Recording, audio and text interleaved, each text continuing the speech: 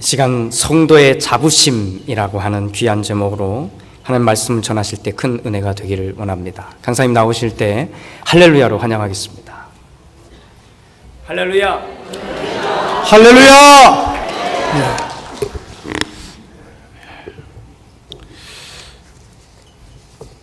아마 여러분들께서는 우리 담임 목사님은 한국 총회에 가셨는데 총회장님은 여기 왜 들어오셨을까?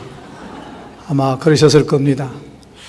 총회가 끝나자마자 들어와서 어저께 도착을 했는데 딴 것이 아니고 저희 교회 성결교회, 오늘이 한국 모든 성결교회는 성결교회 주일로 지킵니다. 110년 전에 우리 한국의 정빈, 김상준이라는 두 한국 사람이 일본에 가서 성서학원에서 요즘 말하면 신학을 공부하고 들어와서 종로, 염곡, 요즘 말하면 무교동에다가 동양 복음 전도관이라는 이름 하에 복음 전도를 시작한 것이 성결교회 시작이고, 그 동양 성서학원을 세운 곳은 한국 일본에 세워졌지만 그 세운 주체가 어디냐면은 미국에 있는 성령운동을 하던 만국성결연합이라고 하는 곳에서 가슴이 뜨겁고 불타오르는 그 마음을 복음이 없는 동양에 전하자라는 뜻에서 오리엔탈 미셔너리 소사이어티라고 하는 OMS라는 단체를 통해서 E.A. 길볼은 C. 카우먼이라는 두 사람을 보냅니다. 그분들이 이제 동경에 가서 성서학원을 세우고 거기서 전도자를 배출하는데 한국 사람인 김상준, 정빈 두 사람이 건너가서 복음을 배우고 와서 아까 말한 것처럼 종로 염곡에 동양 복음 전도관을 만들고 복음 전도를 시작하면서부터 생겨난 것이 성결교회입니다.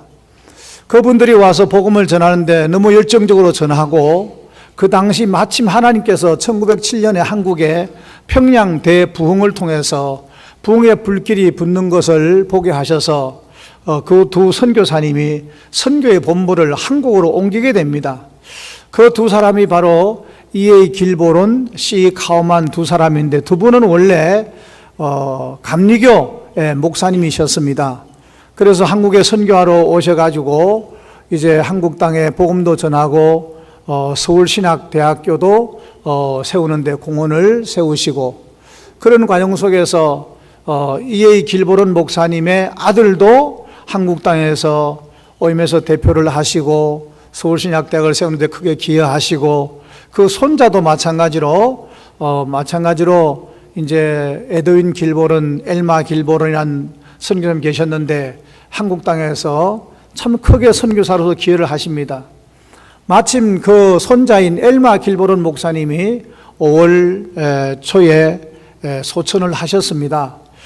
그분이 성결교회를 위해서 또 서울신학대학을 위해서 한 것도 상당히 많지만, 특별히 6.25 동란을 인해서 대한민국 사람들이 심한 궁핍으로 어려움을 당하고 있을 때에 세계 여러 곳에다가 구호를 요청을 해가지고 세계구호위원회 한국 지부장을 하면서 한국 사람들을 엄청 굶주린 가운데서 살게 만들어주고 도움을 줍니다.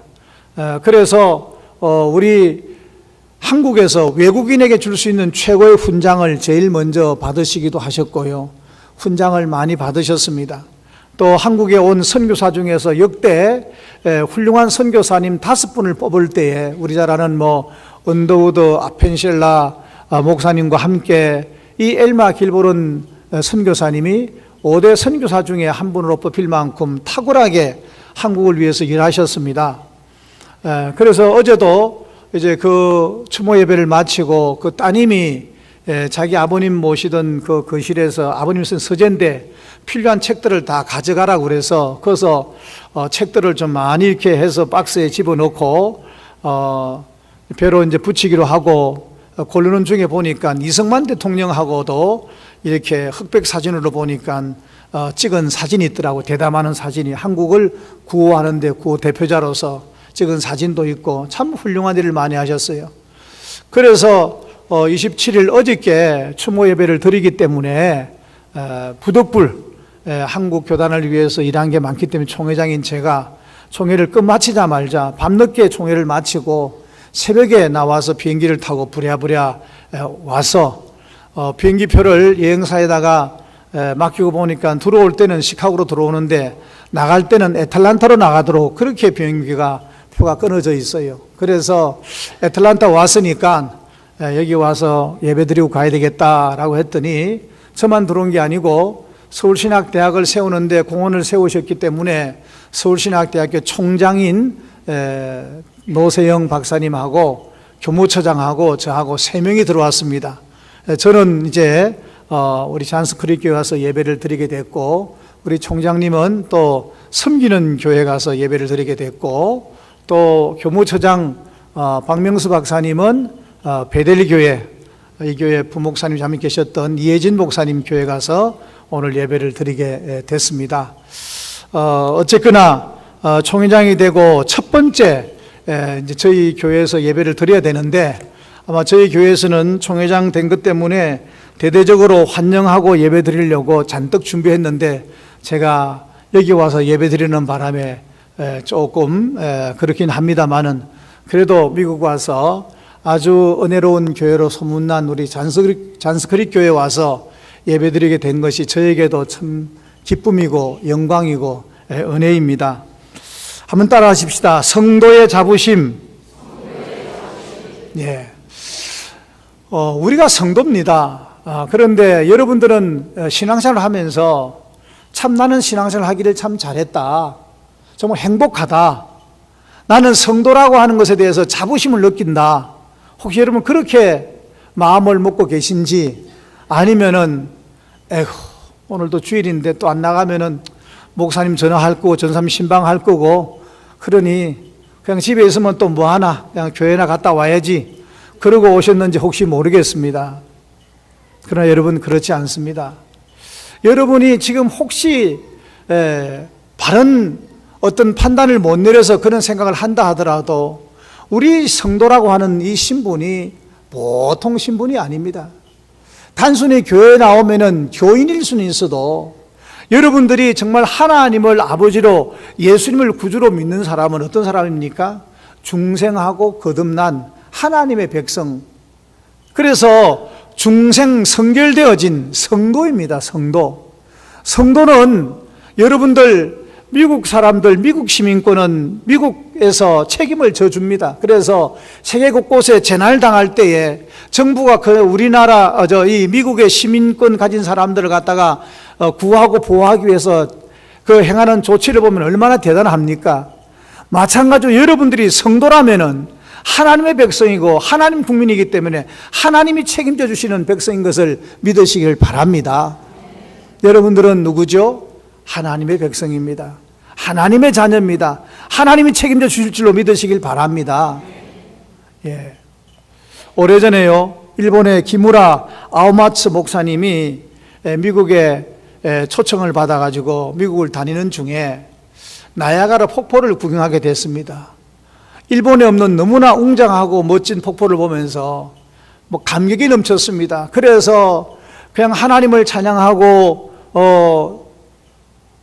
감격 가운데 점점 나야가라 폭포 쪽으로 가까이 다가가니 누가 막습니다.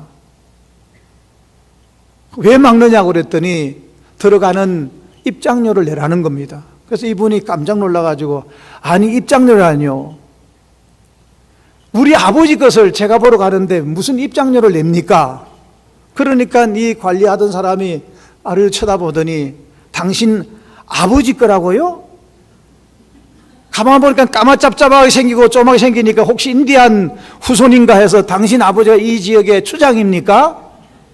당신 여기 얼마나 오래 살았습니까? 물으니까 무슨 소리요?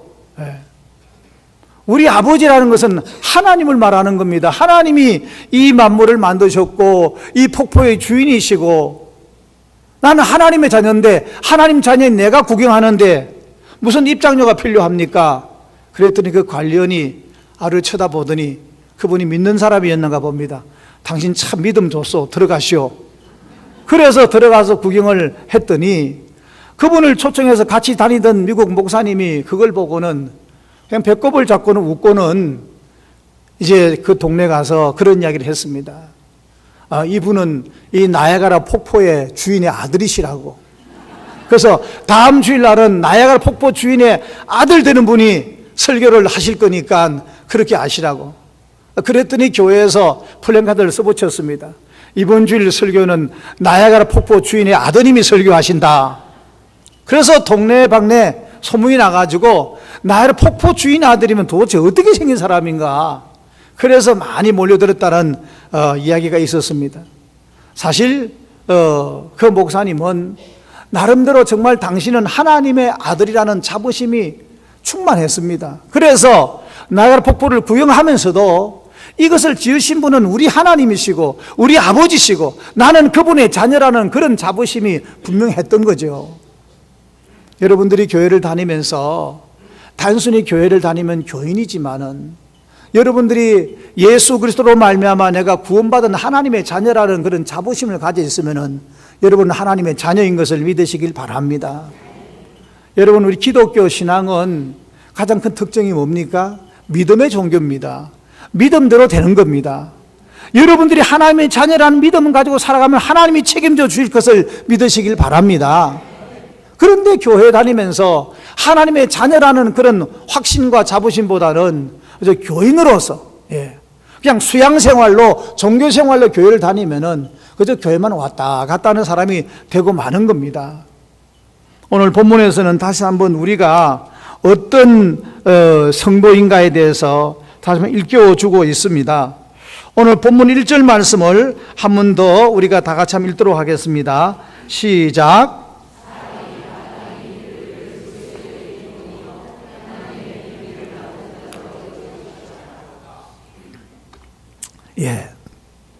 고린도 전서를 누가 썼을까요? 혹시 아시죠? 알면서도 대답 안 하시는 거죠? 바울이 썼습니다. 바울 스님이 썼는데, 바울 스님이 썼던 그 시절은 여러분 알지만 신약 시절이니까 이때는 이제 예수님이 이제 성천하신 바로 그 후 시점이니까 로마가 세계를 지배하고 있던 그 시절입니다. 그때의 일꾼, 그때의 종이라고 하는 것은 여기에 우리에게 가르치기는 뭐라고 그러죠? 우리를 그리스도의 일꾼이요라고 하는 일꾼이라는 말은 헬라어로 휘페레타스라고 말을 하는데 그 뜻은 뭐냐면 종이라, 노예라는 말입니다. 우리말로 점잖게 번역되어진 것이 뭐냐면 일꾼이다, 그렇게 번역되어진 겁니다. 그 당시에 바울이 이 말을 썼을 때는 여러분 혹시 배너라는 영화를 보셨나요? 보셨죠. 많이들 보셨었죠. 거기 보면은 그 배너 주인공이 잡혀가지고 어디에 가 있습니까? 로마 전함의 맨 밑바닥에 가가지고 거기에 있는 그 지휘관의 명령에 따라서 일사불란하게 같이 노를 졌습니다. 발은 뭐가 차여져 있죠? 착고가 차여졌고 쇠사슬에 말입니다. 묶여져 있습니다. 이탈할 수가 없습니다. 명령을 빨리 그럼 빨리 졌고 더 빨리 그럼 더 빨리 졌고 말입니다. 천천히 그럼 천천히 졌다가 어느 순간에 속도를 최고로 그러면 막 죽자사 지어야 되는데 그게 못 견뎌나면 어떻게 돼요? 채찍에 맞아가지고 쓰러지면 결국 끌어내서 죽이는 겁니다. 종이란 그런 신분입니다. 전혀 자유가 없고 시키는 대로 해야 할 그 신분이 바로 뭐냐면 노예 종인 겁니다. 그런데 바울 스님께서 하필이면 우리에게 그리스도의 종, 그리스도의 노예, 그리스도의 일꾼이라는 단어를 쓴 이유가 뭘까요? 그것은 바로 우리가 노예이긴 하지만 일꾼이긴 하지만 사실 실제로 여러분들이 알든지 모르든지 간에 여기서 이세로 태어난 자녀들이 있잖아요. 걔들은 어릴 때부터 미국에 태어났기 때문에 미국만 알고 미국 사람으로 알지만은 원뿌리는 어디입니까? 한국입니다. 한국 사람이죠. 사실 여러분들이 어느 순간에 예수를 믿고 하나님 자녀가 됐는지 모르지만은 우리는 과거에는 사탄의 종이었고 죽음의 노예였고 죄의 종이었습니다. 그 사슬에서 벗어날 수 있는 길이 없었습니다. 그래서 열심히 죄의 종으로 살다가 죽음의 노예로 살다가 끝내는 영원한 죽음, 영원한 지옥, 형벌에 처해질 수밖에 없는 게 우리의 신분이었습니다. 그런데 하나님께서 우리를 이처럼 사랑하사, 저는 이처럼이라고 그러지만 사실은 저와 여러분들은요, 하나님이 세상을 이처럼이라는 말을 할 때 그 있자는 말입니다. 한 열을 해야 됩니다. 이거는 끝도 한도 없이 그 의미가 깊기 때문에 그래서 그렇습니다. 처럼 사랑하사, 그 아들을, 어떤 사람이 그 아들을 내어놓고 우리 죄를 대신하겠습니까? 더구나 하나님께서 전능하신 분이신데 그 아들을 십자가에 내놓기까지 하면서 우리를 죄에서 구속하시고 우리를 영원한 사망에서 벗어나게 하시고 사탄의 종에서, 사탄의 노예에서 하나님의 자녀가 되는 그런 신분을 주시는 것은, 이거는 보통 은혜가 아니죠. 이거는 하나님만이 하실 수 있는 은혜고 주님만이 하실 수 있는 축복입니다. 그걸 저와 여러분이 누리게 된 줄로 믿으시길 바랍니다. 그래서 이제는 우리가 죄의 종에서, 죽음의 종에서, 사탄의 종에서 하나님의 종, 그리스도의 종으로 신분이 바뀌어진 겁니다. 얼마나 놀라운 일인지 모릅니다. 그런데 여러분, 종도 말입니다.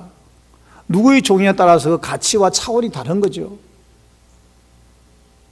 일반 가게에서 일하는 일꾼 종은요, 사환입니다. 그런데 여러분 잘 아는 것처럼 삼성전자의 말이죠, 예? 이건희 회장의 신부로 많은 비서실장은 사장 중에서도 아주 힘있는 사장입니다. 얼마 전에 안타까운 일이 우리나라에서 벌어진 거 아시지 않습니까? 정말 대통령이 탄핵되는 그런 정말 안타까운 일을 당했는데, 그때 결정적으로 잘못한 주변에 최순실 이야기도 하지만은 소위 말하는 문고리 3인방이라고 하는 사람, 예, 권력 실세라고 하는 사람이 알고 봤더니 국무총리도 아니고 장관도 아니었어요. 그냥 비서관 세 사람이 대통령 곁에 있다 보니까, 곁에서 심부름하다 보니 그 사람들이 힘이 있는 사람이었어요. 그 소위 문고리 3인방, 권력 실세라는 사람 알고 봤더니 별 볼 일 없는 그냥 비서들인데 말이죠. 그 일꾼들이 대통령 곁에 있다 보니 힘이 있었던 거예요. 여러분들이 일꾼, 종. 그런데 여러분들의 주인이 누구십니까? 여러분을 종 삼으신 분이 누구십니까? 하나님이시고 주님이신 것을 믿으시길 바랍니다. 하나님은 만물의 주인이시고 예수님 만왕의 왕이십니다. 성결교회 주일이니까 성결교회 조금 설명하자면은, 우리나라의 장감성, 우리 장로교회 감리교회는 언더우드 아펜셀러가 1885년에 들어와서 복음을 전하며 시작됐는데, 성결교회는 1907년에 정빈, 김상준 두 사람이 일본에서 복음을, 신학을 배우고 들어와서 복음을 전하기 시작하면서, 성결교회라는 것은 세계 어디도 없습니다. 한국이 종주국입니다. 태권도처럼 종주국입니다. 우리 미국에 있는 성결교회는 다 한국에서 목사님들이 건너와서, 성결 목사님 와서 하다 보니 성결교회죠. 아까 말했던 C. 카우만, E.A. 길보른 목사님들도 감리교 목사님이셨어요. 근데 교파에 관계없이 순수하고 뜨거운 복음, 중생 성결 신유 재림의 복음을 가지고 동양의 복음을 전하다가 보니까, 교파 없이 전하다 보니까 그냥 교파 없이 모이게 되고, 그러다가 중생 성결 신유 재림 중에서 성결한 삶을 사는, 성결의 능력이 있는 그런 성도, 그런 교회를 지향하면서 모이다 보니 성결교회가 된 겁니다. 그런데 이 성결교회가 유일하게 장감성, 아주 한국의 3대 교단으로 성장하다가 한번 불의길을 당합니다. 1943년 바로 5월 마지막 주일 다음 날인 내일, 전국에 있는 모든 교육자가 일제히 금속을 당합니다. 그때 한 200여 교회가 됐는데, 1943년. 이유가 뭐냐면은, 너네 교회는 우리 일본이 용납할 수 없는 교리를 가르친다. 예수가 재림하면 만왕의 왕이라며, 천황도 무릎 꿇는다며, 심판받는다며, 그런 빠가이로 같은 그런 말이 어디 있냐. 그래서 다 교육자들 구속한 겁니다. 그래서 한 5여 개월 동안 계속 취조하고 신문하다가 이제 결국은 1943년 12월 달에 전국에 있는 모든 성결교회를 다 문을 닫아버립니다. 못을 박아버립니다. 다 팔아치웁니다. 그래서 해방될 때까지 성결교회가 문을 닫았다가 해방 후에 비로소 성결교회가 문을 열게 되는 겁니다. 자, 중요한 것은 바로 그겁니다. 우리가 믿는 복음이 예수님께서 만왕의 왕 만주의 주라고 하는, 다시 오셔서 이 세상을 지배하고 다스리고 심판할 분이라는 것을 우리가 분명히 믿는다면은, 여러분들이 그분의 자녀고 그분의 종들이라면은 여러분들은 좀 자부심을 가질 필요가 있습니다. 보십시오. 옛날에 어떤 허름한 옷을 입고 전국을 다니던 사람이 있었습니다. 때때로 잠은 이렇게 집에서도 못 자고, 우리가 말하는 여인숙도 못 자고, 주막집에도 못 자고, 어떨 때는 그냥 그 방앗간 혹은 빈 상여집 같은 데서 잠을 자기도 하지요. 그런데 그 사람이 나중에 알고 봤더니 누구였어요? 임금님의 일꾼이었어요. 암행어사였어요. 옷은 남루해도 잠자리는 형편없어도 그분이 가지고 있는 권세와 특권이 얼마나 대단했습니까? 왜요? 임금님이 보낸 일꾼이니까. 암행어사, 어느 순간에 정체를 드러내는 날 산천초목도는 암행어사였습니다. 여러분들이 그리스도의 일꾼이라는 거 상사람들은 몰라줄 수도 있어요. 예수 믿는 것들 하면서 손가락질 할 수도 있어요. 그렇지만은 여러분이 믿는 이 귀한 예수님은 만왕의 왕 만주의 주시라면, 여기서 나오는 히페레타스 종, 우리가 지금 집사님들 영어로 디콘이라고 그러는데 바로 그겁니다. 여러분들의 집사의 직분이 하나님의 노예, 하나님의 일꾼, 점장님은 하나님의 일꾼, 하나님의 일꾼이란 말입니다. 그러니 얼마나 말입니다. 표현은 일꾼이어도 그 신분이 고귀한지 몰라요. 여기에 대한 자부심을 갖기를 주의 이름으로 축복합니다. 얼마 전에 대통령 권한대항으로 끝나셨던 우리 국무총리, 황 누구시죠? 황교안. 그분이 국무총리 대통령 권한대항이 되면서 드러난 게 있었는데, 알고 봤더니 저 목동쪽에 있는 교회 전도사님이었습니다. 전도사님이었네? 왜 장관을 하면서 국무총리 하면서 주일날 교회 가서 전도사 노릇을 했을까? 그분은 거의 언제 자서전을 보니까요, 자기가 은퇴하면은 이 장관직 이것도 부른건 그만둘 텐데, 아니 그 전에 검사 일을 하면서 그만둘 텐데, 그만두면 내가 복음 전하는 목사가 돼야 되겠다. 그래서 신학 공부를 하고 자기가 공직이 있다 보니 전도사직을 유지하면서 계속 있다가 끝나면 그 일을 하려고 했는데, 하나님이 자꾸 높이 세우고 생각지도 않았던 법무부 장관이 되게 하고 국무총리가 되게 하고 대통령 권한대행까지 되게 하다 보니까 그 자리에 올라갔는데, 그래도 그분은 자기가 하나님의 종 이라는 그 자리가 너무 소중하고 너무나 귀하기 때문에 놓치지 않았던 거예요. 여러분, 그렇습니다. 국무총리보다도 대통령 권한대행보다도 더 소중한 것이 바로 우리가 하나님의 종이라는 사실을 믿으시기를 바랍니다. 하나님의 일꾼. 그런데 흔히들 그럽니다.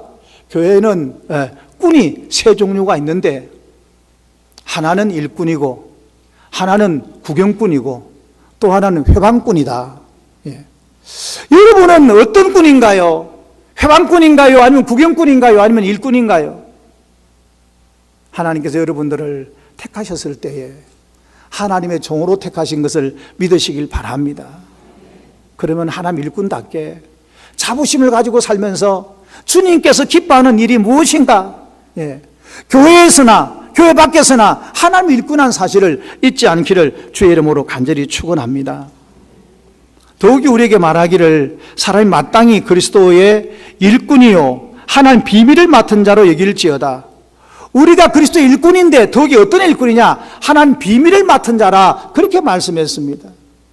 여러분, 정말 자부심을 가지십시오. 왜냐하면요, 우리가 그냥 일꾼도 말입니다, 하나님 일꾼이니까, 만왕의 주의 일꾼이니까 참 귀한 직분인데 거기다가 비밀을 맡았다. 여러분, 똑같은 공무원도 말이죠, 장관급이라 그럽시다. 얼마나 영광스럽습니까? 그런데 노동부 장관 하는 것하고 국정원 원장 하는 것하고 어느 쪽에 더 힘이 있을까요? 7공무원이라도 말입니다. 복지부의 7공무원하고 국정원의 7공무원하고 누가 더 힘이 있을까요? 남자들은 군대를 많이 갔다 오셨을 텐데 군에 있으면 말입니다. 보안부대에 있으면요, 이등병도 힘이 있어요. 그래서 이등병 보안부대 부대원이 말입니다. 썩 일선의 예하부대에 썩 하면요, 중대장이 들어오라고 그래가지고 차 배접하고 그럽니다. 계급은 1등병하고 중등 차이가 많이 나지만 비밀을 맡아 있다는 게 보통 특권이 아니거든요. 여러분들이 하나님의 일꾼인데 여러분들에게 하나님 비밀을 맡기셨어요. 무슨 비밀요? 생명의 비밀, 복음의 비밀, 구원의 비밀, 천국의 비밀. 이건 아무나 알 수 있는 게 아니에요. 하나님께서 특별히 여러분들을 천에 하나 만에 택해서 이 비밀을 맡기신 줄로 믿으시길 바랍니다. 내가 우연히 어떻게 예수 믿다 보니까 이 자리에 왔지 뭐. 아닙니다. 참새 한 마리도 하나님의 허락 없이 안 떨어진다면은 천국의 비밀을 아는 것을 아무에게나 허락되지 않았다. 주님께서 비유 말씀을 그렇게 말씀하셨어요. 여러분들은 하나님이 특별히 사랑하는 하나님의 자녀이기 때문에, 택한 백성이기 때문에 여러분들에게 그 비밀을 맡기신 줄로 믿으시길 바랍니다. 그래서 이 사실을 안 바울이 뭐라고 그랬냐면은 너희는 택한 족속이요, 왕같은 지상이요, 거룩한 나라요, 그의 소유된 백성이니 이는 너희를 어두운 데서 불러내어 그의 비귀한 영광스러운 빛에 들어가게 하신 이의 아름다운 덕을 선포케 하려 하심이라, 그렇게 말씀하셨습니다. 그러면 여러분들이 맡은 그 비밀은 여러분들이 가지고 있을 게 아니고 그걸 어떻게 하려 사람들에게 선포하도록 알리도록 하기 위해서다, 그렇게 말씀하셨어요. 이 영광스러운 비밀스러운 하늘나라의 비밀 정보 요원 같은 여러분들, 내게 준 이 구원의 비밀을 혼자 가져가지 않기를 주의 이름으로 축복합니다. 그걸 꼭 나누십시오, 이 사람들한테.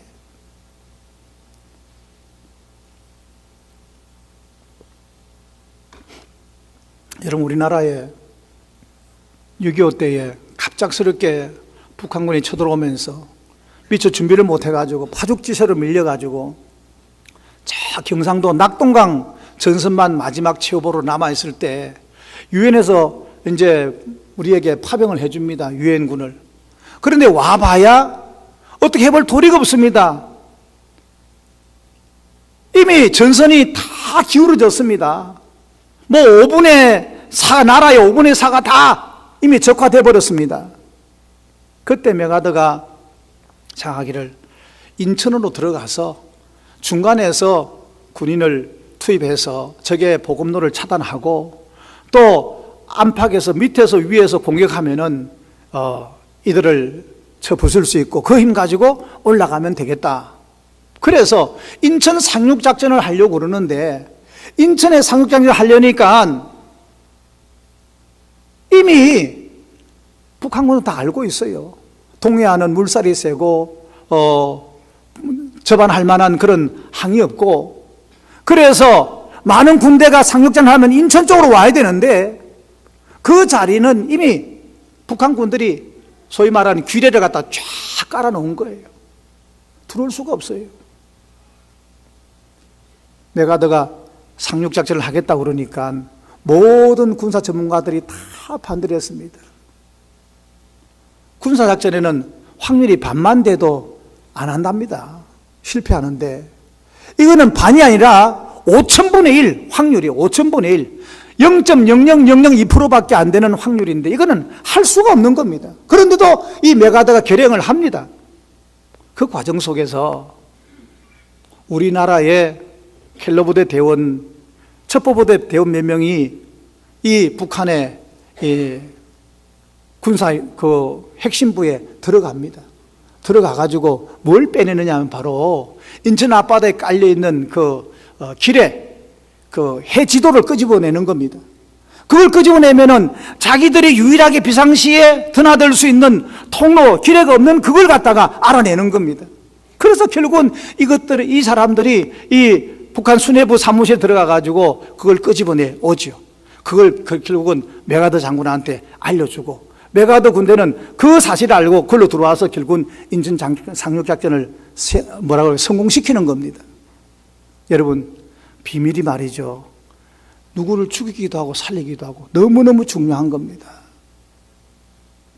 사실 여러분들은 미국 사니까 어떤지 모르겠습니다만 우리나라에 대해서는 젊은 사람들이 너무 의식이 좀 없어가지고 아주 미국에 대해서 너무 안 좋은 혐오감을 많이 가지고 있어요. 역사를 조금만 좀 더 알면은, 역사를 조금 더 알면은 그런 생각 안 가질 텐데, 어쨌거나 그 인천 상륙작전을 통해서 오늘의 대한민국이 있게 된 겁니다. 결국은 그 비밀을 알고 그 비밀 때문에 오늘의 대한민국이 성공하게 된 거예요. 여러분 가정을 성공시키길 바랍니다. 자녀들을 성공시키길 바랍니다. 복음이 비밀입니다. 하나님이 비밀입니다. 그리스도께서 비밀인데 이걸 여러분들의 사랑하는 자녀들한테, 이웃들한테 전해주지 않으면 구원 얻지 못하고 하나님의 진정한 생명의 복을 얻을 수가 없는 겁니다. 천사도 흠모할 일, 왜 그렇습니까?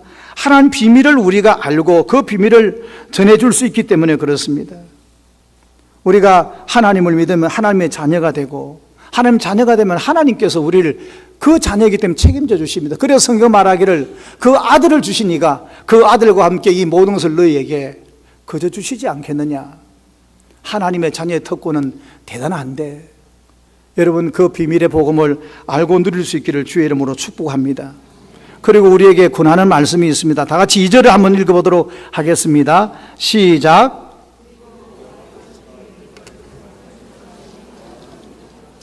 한 번 더 크게 읽습니다. 시작.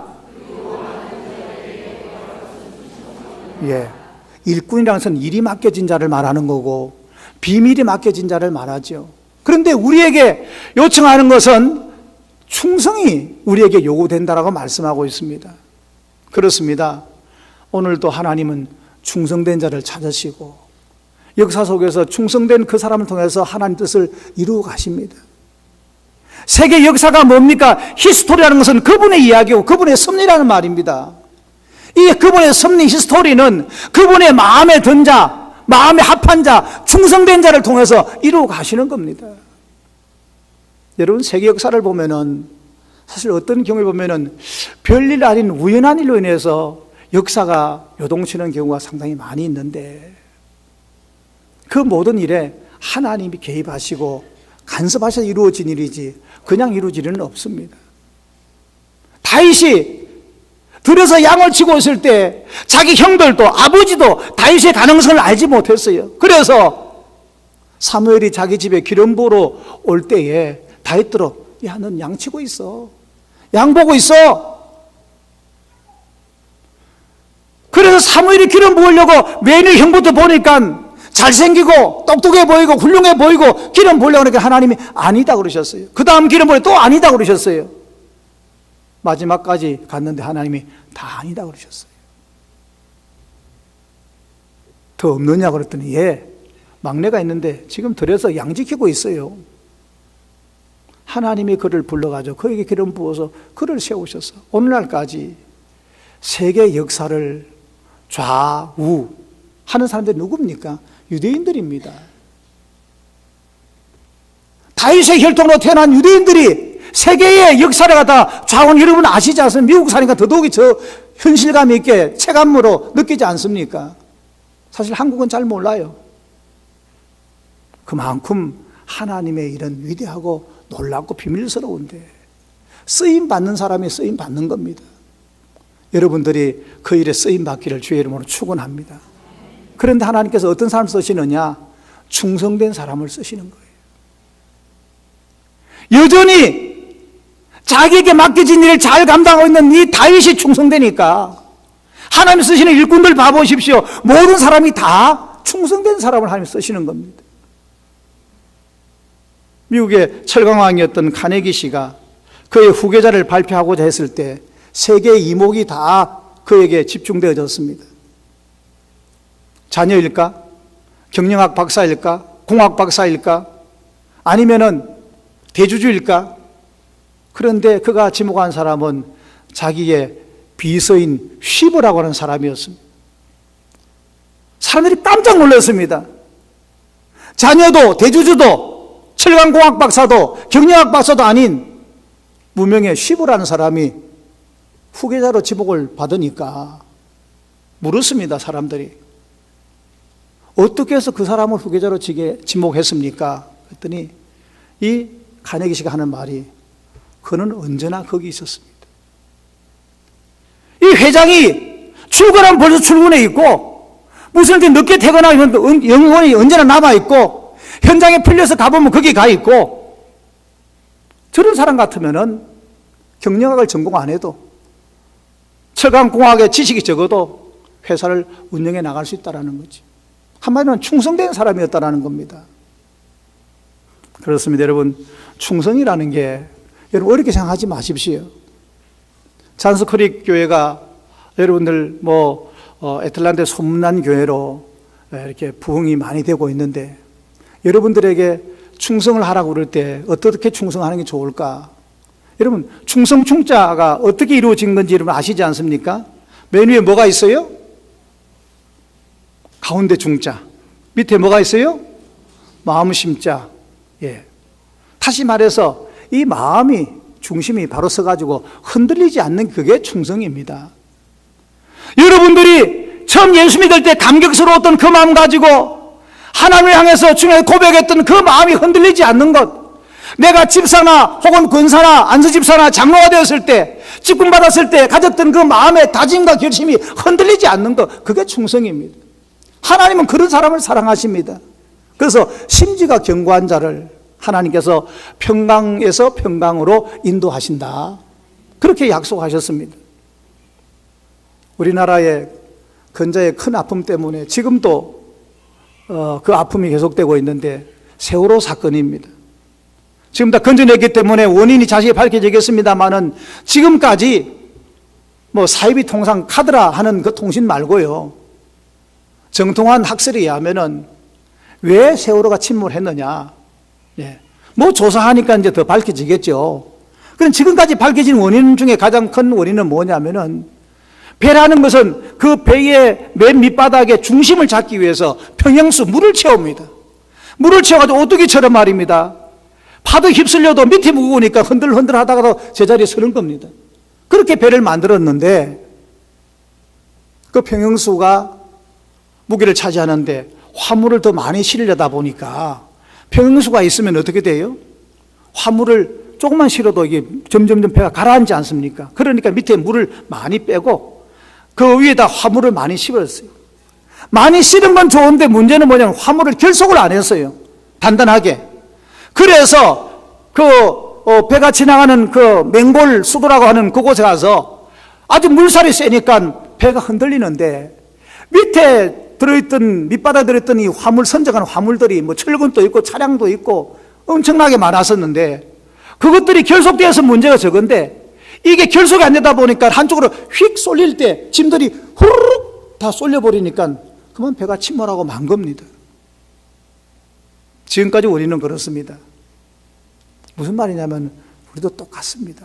여러분들이 하나 앞에서 헌신에 대한, 직분에 대한 나름대로 어떤 첫 마음을 가지고 여러분들이 헌신하고 예수 믿고 직분을 받았을 때 그 마음이 흔들리지 않아야 믿음의 파선이 안 생기는 겁니다. 안타깝게도 중간에 믿음의 파선 생기는 분들이 많이 계시는데 처음 내 마음이 흔들려서 그래요. 모쪼록 충성은 어려운 게 아니라 내가 처음 예수 믿을 때, 처음 직분 받았을 때에 처음 다짐했던 그 마음이 흔들리지 않는 거라는 생각을 여러분들이 꼭 가지시고 충성된 하나님의 자녀들 다 되기를 주의 이름으로 축복합니다. 예수 믿다 보면은 흔들릴 일들이 많이 있습니다. 내 사랑하는 형제들아, 견실하여 흔들리지 말고 항상 주의 일에 더욱 힘쓰는 자들이 되라. 이는 너희 수고가 주 안에서 헛되지 않은 줄 알미라. 예수 믿다 보면은 흔들릴 때가 참 많이 있어요. 핍박도 있고 유혹도 있고 실증도 나고 인간적인 한계 상황에 올 때가 많이 있습니다. 그러나 여러분, 배의 평형수처럼 여러분 밑바닥에 하나님 말씀과 기도로 채우면은 흔들리다가도 제자리에 들어서게 되고 안정하게 될 줄로 믿습니다. 혹시 내 믿음의 밑바닥에 이 평형수 하나님 말씀이 기도가 채워져 있는가 봐보십시오. 그 비워져 있으면은 그냥 세상 물결 따라서 요동치면서 흔들리고 파선을 쉽게 할 수밖에 없는 겁니다. 우리 결론으로 5절 다 같이 읽겠습니다. 5절 읽습니다. 시작.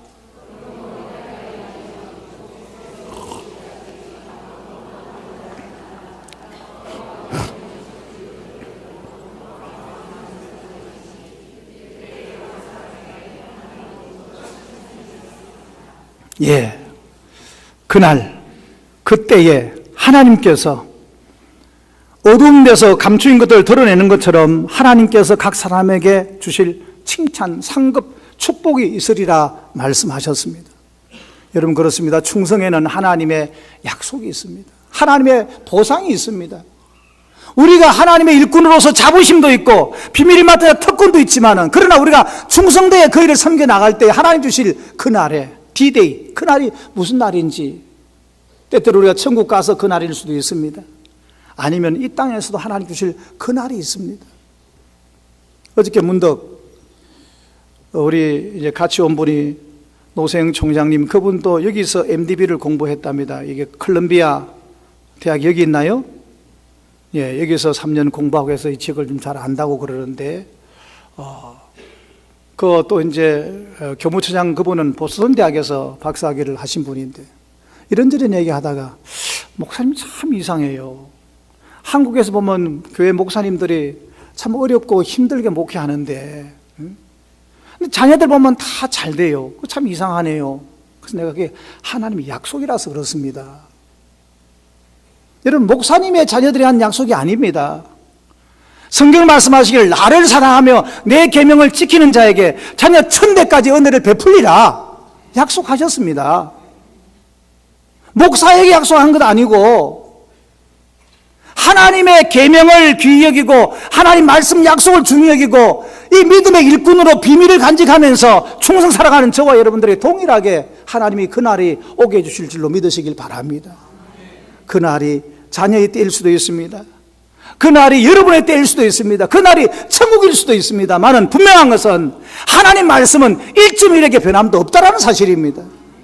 그럴 때 우리가 예수 믿으면서 받는 구원은 당연한 거고, 자녀가 아버지의 유산을 받는 거는 그건 당연한 거고, 부모 유산은 당연한 거고, 이 땅에 살아가는 동안에 자녀가 아버지의 보장을 받으면서 공부도 하고 때때로 여러 가지 도움을 받을 수 있는 게 자녀 특권 아니겠습니까?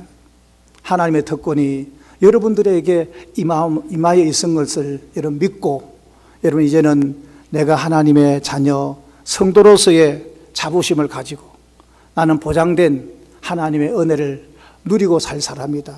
또 지금도 보장되고 있다. 또 앞으로도 하나님의 풍성히 후히 누리게 해주실 것이다. 그렇게 믿고 살아가는 우리 잔스크릭 성도 여러분 되기를 주의 이름으로 축원합니다. 기도하겠습니다.